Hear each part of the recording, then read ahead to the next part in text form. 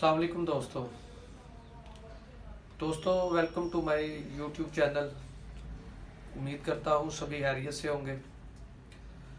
जो दोस्त मेरे चैनल पे नए हैं वो चैनल को सब्सक्राइब कर दें और बेल आइकन के बटन को प्रेस कर दें ताकि मेरी आने वाली हर नई वीडियो आपको बर वक्त मौसूल हो सके। लास्ट जो वीडियो हमने अपलोड की थी वो सर्दियों की वजह से जो कम्युनिटी के अंदर मसाइल पैदा होते हैं उस हवाले से हमने अपलोड की थी। आज जो हमारा टॉपिक है ये एक डिज़ीज़ के हवाले से है और ख़ास तौर पर सर्दियों में ये बीमारी काफ़ी देखने को मिलती है। छोटे बच्चे और बूढ़े लोग इस बीमारी से काफ़ी मुतासर होते हैं, तो मैंने सोचा इस पे भी एक वीडियो बना के अपलोड की जाए। आज का जो मेरा टॉपिक है वो नमूनिया है। नमूनिया वायरस, बैक्टीरिया, फंजाई इन तीनों से फैलता है। नमूनिया में एक फेफड़ा या दोनों फेफड़े मुतासर हो सकते हैं और जो एयर सैक है फेफड़ों के उनके अंदर पीप पड़ जाती है।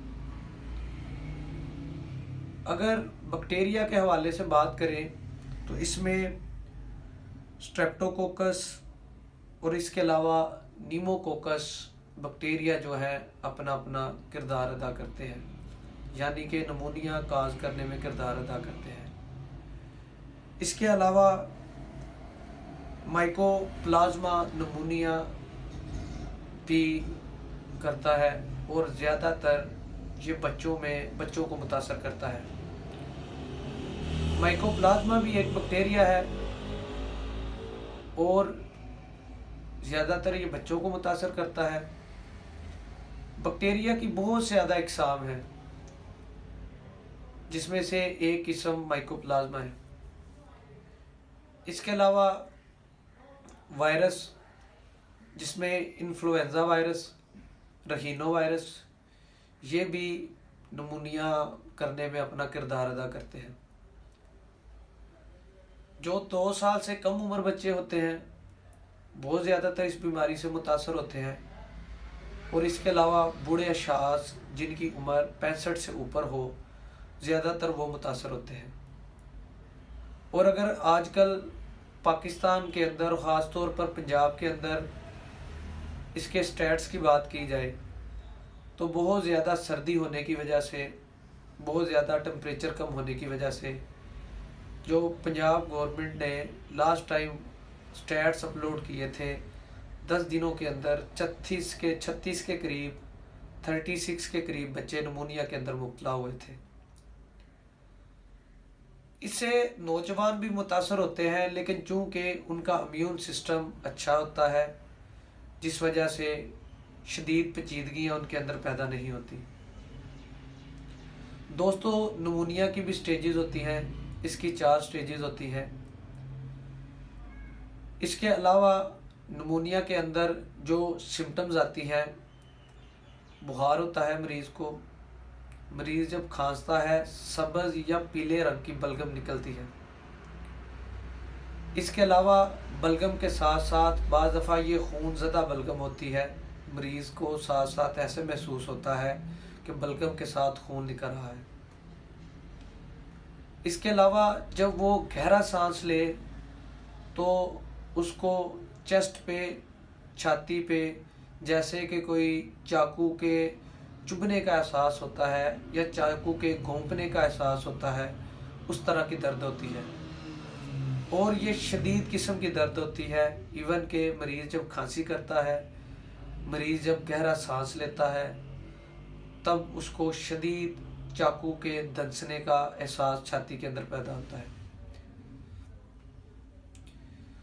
दोस्तों ये भी एक कम्युनिकेबल डिज़ीज़ है, ये भी एक मुतअद्दी मर्ज़ है जो एक बीमार इंसान से सेहतमंद इंसान को लग सकता है।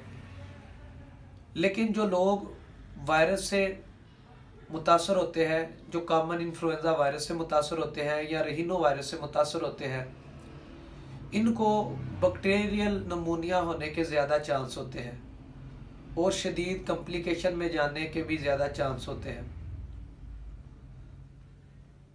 अगर इसकी इन्वेस्टिगेशन की बात करें तो मरीज़ के चेस्ट के एक्सरे करवाए जाते हैं। चेस्ट के एक्सरे करवा के फाइब्रोसिस सिस्ट देखी जा सकती है। इसके अलावा कंजेशन देखी जा सकती है। इसके अलावा जो उसके एल्वुलाई होते हैं, क्योंकि वो माइक्रोस्कोपिक स्टडी में नज़र आते हैं, उसके लिए हमें सीटी चेस्ट वगैरह करवाना पड़ता है। इसके अलावा ब्लड कंप्लीट टेस्ट करवाते हैं और लिम्फोसाइट्स, न्यूट्रोफिल्स वगैरह की को काउंट हम करते हैं। इसके अलावा ईएसआर को देखते हैं, जिससे पता चल सकता है कि मरीज़ आया कि वो नमूनिया के अंदर मुब्तला है कि नहीं। अगर मैं छोटे बच्चों की बात करूं तो एक बड़ी पिक्यूलियर सिम्टम उनके अंदर आती है कि बच्चा जब ही कुछ खाता है साथ ही वो वॉमिट कर देता है। और इसके अलावा जब बच्चे के पास बैठे तो एक अजीब सी आवाज़ उसकी छाती से निकलती है, जो हम बाइस्तैत या बाई ईयर अपने महसूस कर सकते हैं।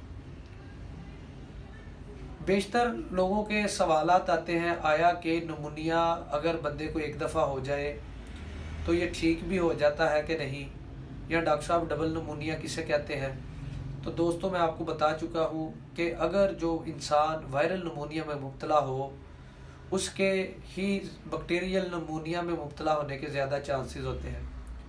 और बच्चों में जो नमूनिया जरासीम बैक्टीरिया मुतासर करता है उसको माइकोप्लाज्मा कहते हैं। दोस्तों, इसमें मुब्तला होने के बाद मरीज़ मुकम्मल शफायाब हो सकता है। इसके अलावा बाज़ दफ़ा मुकम्मल ठीक होने में हफ्तों और बाज़ दफ़ा कई माह लग जाते हैं। अगर इसके अलावा मज़ीद इसकी इन्वेस्टिगेशन अगर हम करना चाहते हो तो फेफड़ों के ऊपर एक बारीक सी झिल्ली होती है जिसे पेलूरा कहते हैं, उससे फ्लूइड निकाल के उसका भी कल्चर टेस्ट किया जा सकता है, जिससे क्लैरिफिकेशन की जा सकती है आया कि मरीज़ मुब्तला नमूनिया के अंदर है कि नहीं।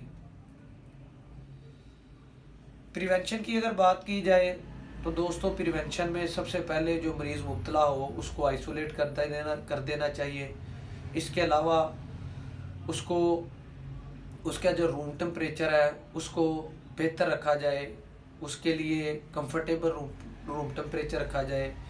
इसके अलावा नेबुलाइजेशन, इसका प्रॉपर इंतज़ाम रखा जाए। और नमूनिया में चूँकि मरीज़ की सैचुरेशन यानी कि ऑक्सीजन लेवल कम होने का खतरा होता है, ऑक्सीजन का प्रॉपर तौर पे ऑक्सीजन सिलेंडर पास होना चाहिए ताकि जब ज़रूरत पड़े तो मरीज़ को ऑक्सीजन अटैच की जा सके। इसके अलावा चिकन, फिश, नट्स, ये इन चीज़ों का इस्तेमाल करवाया जाता है जो कि एंटीऑक्सीडेंट के तौर पे भी काम करती हैं और मरीज़ की इम्यूनिटी को भी बेहतर करती हैं। दोस्तों, अगर मेडिसिन्स की बात करें तो जो माइक्रोलिड्स ग्रुप है एंटीबायोटिक्स का, उसके बहुत अच्छे रिज़ल्ट हमें नमूनिया के अंदर मिलते हैं, जैसे कि जिथ्रोमाइसिन, क्लेरिथ्रोमाइसिन, एरिथ्रोमाइसिन। इनके नमूनिया के अंदर बहुत अच्छे रिज़ल्ट देखने को मिलते हैं।